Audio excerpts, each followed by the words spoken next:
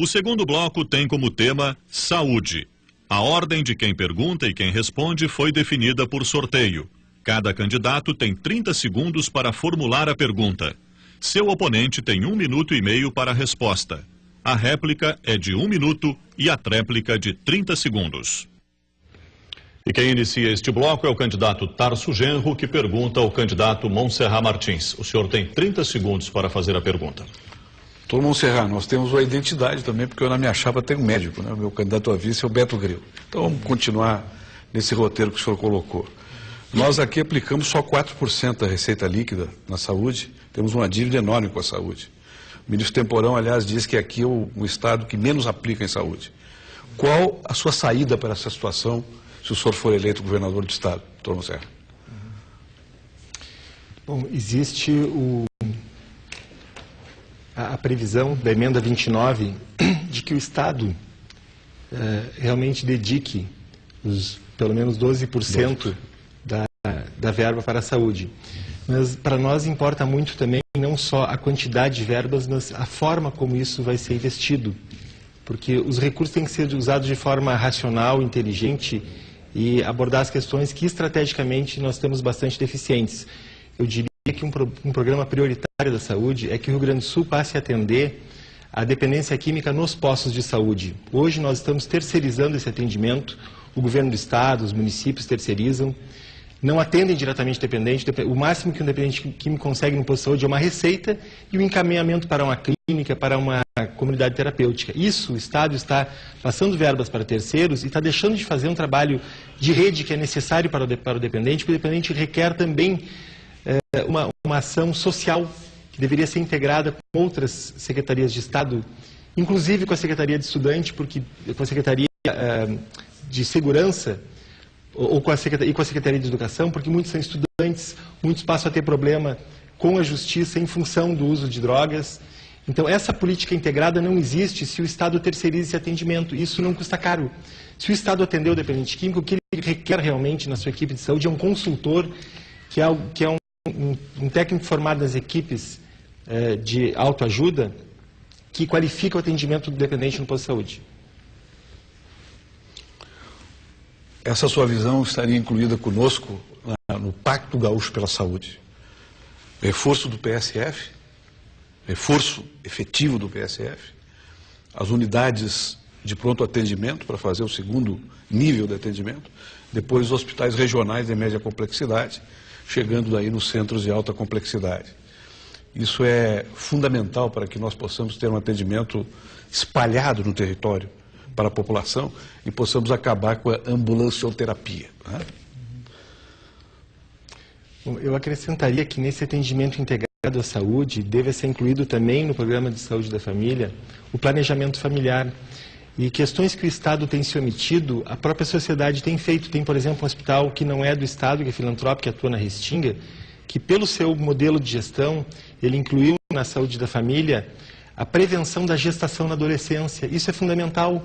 O Estado deveria estar prevenindo a gestação na adolescência. Nós sabemos que isso é um problema familiar grave, um problema social grave, um problema de saúde. O planejamento familiar. Obrigado, candidato. E pela ordem do sorteio, é a vez do candidato Pedro Ruas. Lembrando que o tema deste bloco é saúde. Quem vai responder a sua pergunta é o candidato Tarso Genro. Candidato Tarso, a saúde no Brasil é um caos. No Rio Grande eu quero que o senhor analise, mas quero que responda porque o seu governo não deixa regulamentar a emenda 29 no Congresso Nacional. Há um esforço de todos os partidos para regulamentar a emenda 29, ocorre que tem muitas divergências. E essa regulamentação é fundamental, inclusive para nós podermos separar, por exemplo, o saneamento básico do orçamento da saúde. Isso é muito importante, porque as contas devem ser separadas, o que significa um maior volume diretamente para o atendimento à saúde.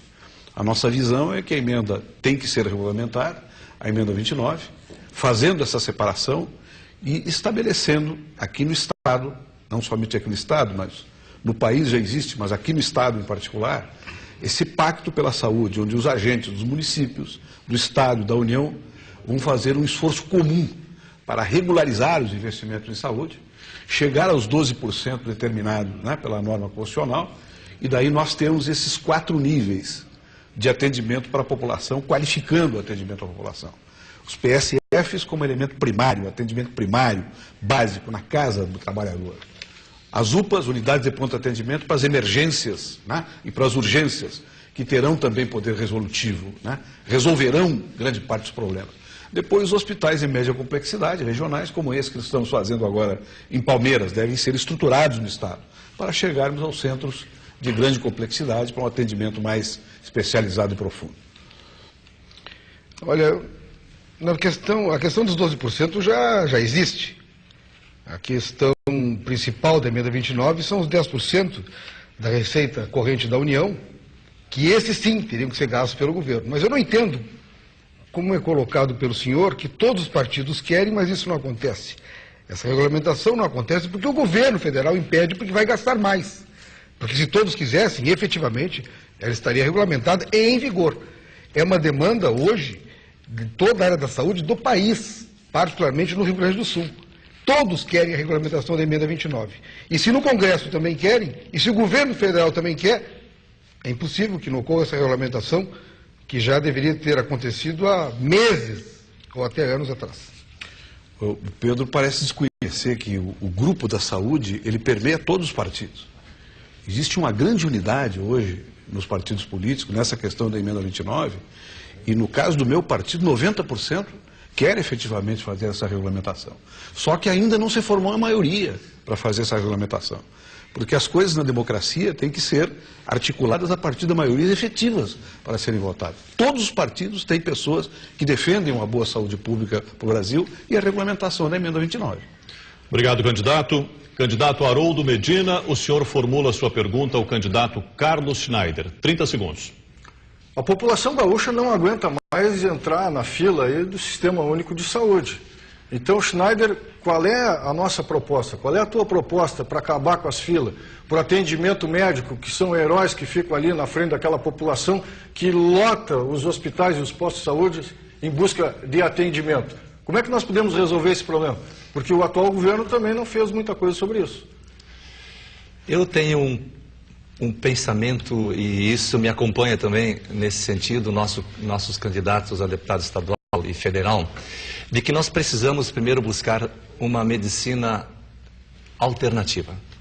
A medicina alternativa, porque eu vejo aqui todas as propostas de construir hospitais, construir postos de saúde, mas eu não vejo contemplar o elemento, o ser humano, o profissional que vai ocupar esse espaço construído a partir de um posto de saúde e um hospital. E tem municípios, por exemplo, que estão terminando com os hospitais.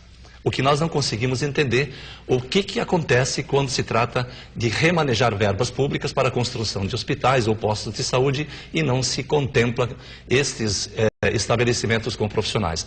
Nós, por quanto governador do Estado, nós também temos, Medina, um projeto muito importante, é de competência do Poder Legislativo, de autoria da nossa candidata a deputado federal, a candidata Irma, que tem um projeto interessante para a medicina alternativa. É justamente para prever e corrigir distorções na alimentação, no comportamento, enfim, acompanhamento das pessoas para que ela, antes de chegar no estágio da doença crônica, possam ter seus problemas resolvidos. Visitar as famílias, ir em casas, criar o programa, aumentar e expandir o programa Saúde e Família, patrocinado pelo governo federal, enfim, tudo aquilo que visa e que vem em benefício da população carente.